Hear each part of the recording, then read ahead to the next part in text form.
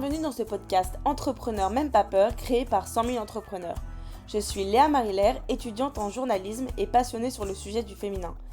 Savez-vous que seuls 30% des entreprises sont créées par des femmes en France et que ce chiffre n'évolue pas depuis plus de 10 ans ? Lorsqu'elles font leur choix d'orientation, elles choisissent massivement les filières d'humanité.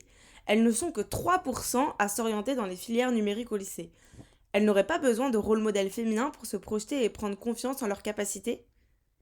Cette année, en mars 2022, nous fêtons la 10e édition des semaines de sensibilisation des jeunes, femmes et entrepreneuriat, une action qui met en valeur les rôles modèles féminins auprès des jeunes. Dans ce podcast, nous entendrons la voix de celles qui œuvrent pour la promotion de l'entrepreneuriat féminin auprès d'élèves et d'étudiants de 13 à 25 ans. Aujourd'hui, nous allons à la rencontre de Marie-Éloi, entrepreneure et fondatrice de Bouge ta boîte.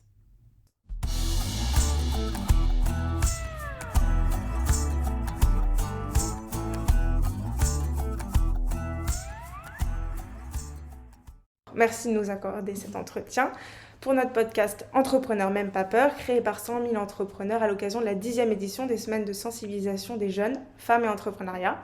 On a pris le parti de vous interroger, vous spécifiquement, parce que vous avez cette incroyable capacité à mobiliser les femmes et à les aider dans leur réseau business. Ma première question est donc, vous êtes à l'origine journaliste, qu'est-ce qui a déclenché votre passion pour l'entrepreneuriat ? Un événement, une rencontre, une personne, intuition ? Alors au début, j'y connaissais rien du tout à l'entrepreneuriat parce qu'effectivement, j'étais journaliste et journaliste à l'international. Donc j'avais aucune notion de management, de gestion, rien du tout. Et j'avais juste une conviction, c'est que je voulais créer une école Montessori pour mes enfants parce que je savais que c'était génial, j'avais vu ça à l'étranger. Donc j'avais aucune notion de gestion, de management, aucune notion d'entrepreneuriat. J'aurais d'ailleurs jamais osé pousser la porte d'un réseau d'entrepreneurs à cette époque-là. Mais je savais juste que je voulais créer une école Montessori pour mes enfants parce que j'avais vu que c'était fantastique à l'étranger. Et il n'y en avait pas là où j'habitais en Bretagne. Et donc c'est vraiment cette conviction qui m'a poussée et j'ai rencontré une autre maman qui elle aussi voulait une école alternative pour ses enfants. On s'est rencontrés devant une école qui était magnifique mais à l'abandon. Et en une semaine, on a créé, je me rappelle c'était en avril 2011. Et j'étais enceinte jusqu'au cou. Et on s'est rencontrés devant cette école. On a eu les clés du local un mardi d'avril 2011. Le jeudi, je mettais avec ma fille de 3 ans des affiches jaune fluo sur tous les ronds-points à 30 km à la ronde pour dire nouvelle école Montessori, ouverture en septembre, porte ouverte ce week-end. On était un jeudi. Et mon amie, elle déblayait toute l'école avec sa famille. Et le samedi, le moment des portes ouvertes, on s'est regardé avec mon ami, on s'est dit mais est-ce qu'il va y avoir du monde à nos portes ouvertes ? Parce que bien sûr on n'avait fait aucune étude de marché, enfin rien, tout ce que je déconseille aujourd'hui. Et en fait c'était noir de monde.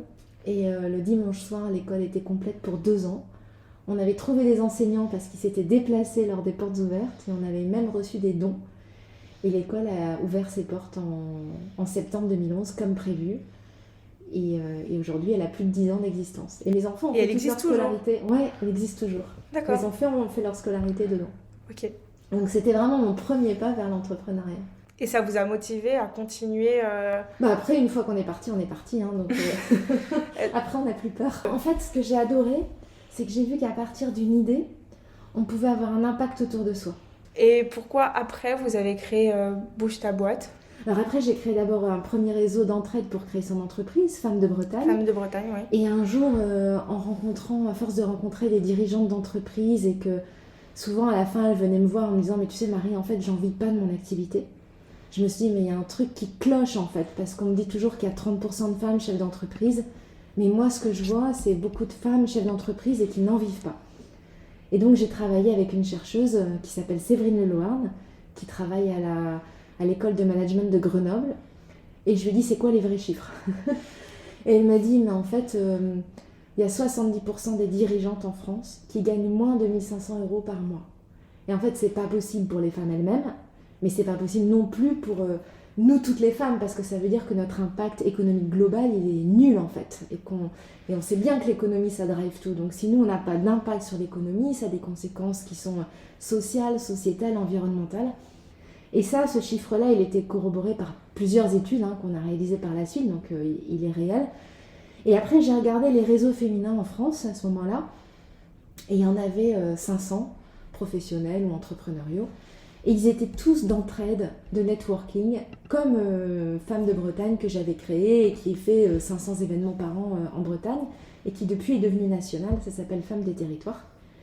Et je me suis dit, mais il y a un problème parce qu'il n'y en a pas un qui parle de chiffre d'affaires, de rentabilité, de marge, enfin tout ce qui fait vivre une entreprise en fait. Et les réseaux mixtes, eux, ils sont tous là-dessus, mais ils ont très peu de femmes.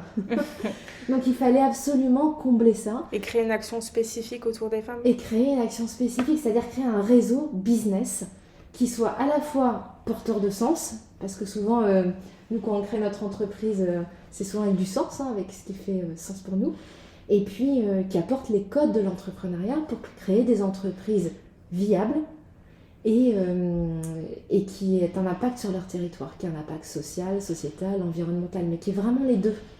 Donc, Femmes des Territoires, aujourd'hui, c'est la création d'entreprises. Femmes de Bretagne, Femmes des Territoires, c'est de la création. Et Bouge ta boîte, c'est un réseau business.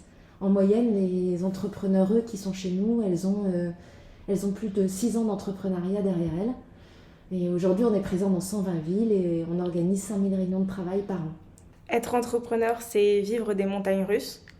Qu'est-ce qui a été le plus difficile pour vous à surmonter dans cette expérience et qu'est-ce qui a été le plus stimulant? Le plus difficile, c'est justement d'apprendre à vivre ces montagnes russes, je pense, parce que c'est quotidien, c'est même multi-quotidien quand on est entrepreneur. Et donc d'avoir cette assise et ce recul pour faire face à toutes les situations, s'il y a une bombe nucléaire, un truc, on tient bon. Et en fait, et c'est aussi de s'entourer des meilleures personnes possibles. On m'a donné un conseil au démarrage que j'ai appliqué à la lettre. C'est vraiment de m'entourer des personnes plus intelligentes que moi, plus compétentes que moi. Et c'est ce que j'ai fait. Et je sais qu'ensemble, on est mus vraiment par un même engagement et une même détermination, une même conviction. Et avec l'équipe que j'ai, que ce soit chez Femmes des Territoires ou chez Bouge ta boîte ou chez Bouge ton groupe, je sais qu'on peut ensemble tout traverser. Est-ce que vous avez un événement particulier où vous vous êtes dit, mais là, je ne sais pas comment je vais m'en sortir Ouais, plein. Alors, ça a souvent trait à l'argent, parce que l'argent, c'est le plafond de verre des entrepreneurs. Ça a souvent trait à l'argent. Je me rappelle la première fois où je suis sortie de la banque, qui m'a dit, mais en fait, Bouge ta boîte est une entreprise mornée, vous n'allez pas tenir, il va falloir fermer, madame. Et j'ai envoyé à ce moment-là des SMS à 2 personnes de mon comité stratégique. Je leur ai dit SOS, est-ce que je peux vous voir? Et en fait, je ne savais pas qu'ils se connaissaient bien et ils se voyaient ensemble le lendemain. Ils m'ont dit viens me voir, c'était Gonzague de Blinière et Frédéric Lescure. Et je leur ai dit la situation, voilà, la banque me dit que ça va vraiment pas et moi j'ai besoin d'argent pour faire la preuve du concept, pour montrer que ça marche, Bouge ta boîte. Ils se sont regardés, il y en a un qui a dit moi je mets 50 et toi, l'autre a dit je mets 50 aussi. Je suis ressortie 5 minutes après avec 100 000 euros. Et 2 semaines après, on avait notre comité stratégique et j'ai dit il me manque encore 300 000 euros pour faire la preuve du concept. Et mon téléphone sonne et c'était Guillaume Richard, le président de WeCare, qui était juste assis à côté de moi, qui m'était je l'aimais. Et donc j'ai pu avoir 400 000 euros pour faire la preuve du concept. Ils m'ont dit on croit en ce que tu fais, on croit en l'impact que vous avez. Et ça c'était vraiment... Donc c'était dur. C'était les montagnes russes, c'est le cas de le dire. Après on a fait 2 autres levées de fonds et la deuxième a été extrêmement éprouvante, mais à chaque fois on a réussi. Et est-ce que vous direz que dans ce moment qui partait très très mal au départ, il y a eu cette lueur d'espoir et après cette réussite qui fait que maintenant vous direz que c'est le moment qui vous a le plus porté, le plus stimulé? Ou est-ce qu'il y a un autre événement qui vous a marqué de manière positive? En fait, ce qui me stimule, parce que des fois, moi, j'étais pas préparée pour faire ça, j'ai pas fait des écoles de commerce. Donc, moi, ce qui me porte, c'est vraiment toutes les femmes que j'ai rencontrées. J'en ai rencontré des milliers. Enfin, avant le Covid, j'étais tous les jours dans un train avec mon kakémono pour rencontrer des femmes, soit qu'elles soient créatrices d'entreprises avec Femmes des Territoires, ou qu'elles soient déjà entrepreneurs avec Bouge ta boîte. Et en fait, j'en ai rencontré partout, dans des villages, dans des villes. Et parfois, je dois prendre la parole sur l'entrepreneuriat, sur les TPE, pour les défendre. Et en fait, tout mon courage, il vient d'elles. Enfin, j'ai plein de femmes dans ma tête, il y en a plusieurs. Et elles sont... Donc ce qui me motive, c'est elles. Je me dis, on peut pas laisser la situation comme ça. Il faut qu'on avance, il faut que ça bouge. Et je les ai en moi. L'action de 100 000 entrepreneurs sensibilise les jeunes, et en particulier les jeunes filles à l'entrepreneuriat porté par les femmes. En quoi cela fait-il écho en vous ? Et est-ce que vous avez été inspirée par des rôles modèles dans votre jeunesse ? Ouais, c'est vraiment... Parce que je me rappelle, j'étais en 4e, et dans la cour du lycée, mon prof de français avait fait venir son frère, qui était grand reporter à l'Express. Et moi, à l'époque, journaliste, je savais à peine ce que c'était, parce qu'on n'écoutait pas la radio, on lisait pas les médias chez moi, j'avais à peine la télé. Donc je savais pas trop ce que c'était. Et il est venu raconter son métier, je me rappelle, il s'était mis sur un piédestal dans la cour de la récré, et on était nombreux assis par terre à l'écouter. Et en sortant de ce moment-là, je me suis dit, moi aussi je vais être journaliste. Et tout le monde m'avait dit, tu vas pas y arriver, t'as pas la culture, t'as pas tout ça. Et donc j'ai plus osé en parler jusqu'à mes 21 ans, où là un prof de TD m'a dit, mais bien sûr, vas-y, c'est pour toi. Et j'ai fait mon stage, le lendemain j'ai appelé pour faire un stage de journaliste, et je suis restée journaliste pendant 7 ans. Vous avez eu des rôles modèles féminins ou... Non. Ou pas ? En fait, je réfléchissais et non. Parce qu'il n'y en avait pas, parce qu'il n'y en avait pas mis en avant. C'est juste qu'il n'y en avait pas mis en avant.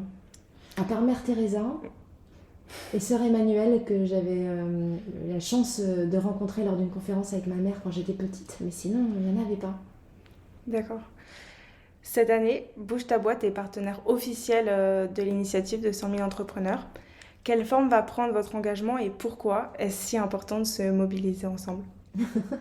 Parce qu'il y a tellement de choses à faire pour bouger les lignes et faire en sorte que les chiffres de l'entrepreneuriat porté par les femmes se transforment, qu'il faut être ensemble, ça c'est une première conviction. Et aujourd'hui, Bouge ta boîte, c'est plus de 1700 dirigeantes. Donc on va les mobiliser. Elles étaient déjà, même quand on n'était pas partenaires, naturellement, elles s'étaient portées vers 100 000 entrepreneurs pour témoigner dans les écoles et les collèges et lycées. Et c'est quelque chose qu'on va pousser de façon officielle cette année. Très bien, merci.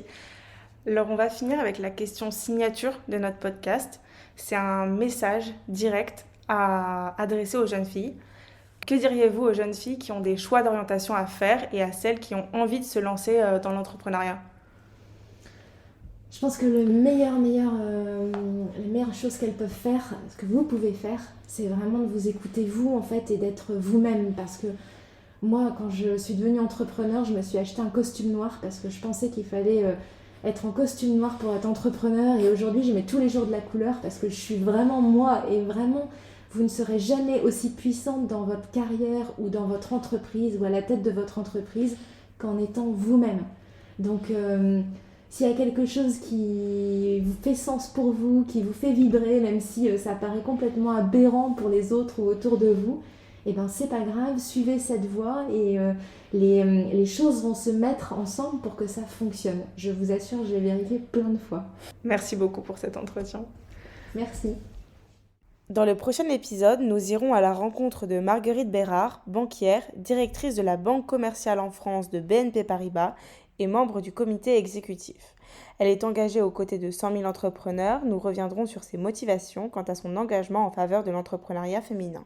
Ce podcast est réalisé par Léa Marilaire, montage de Jean-Thierry Caressa et musique originale de Samuel Lombroso.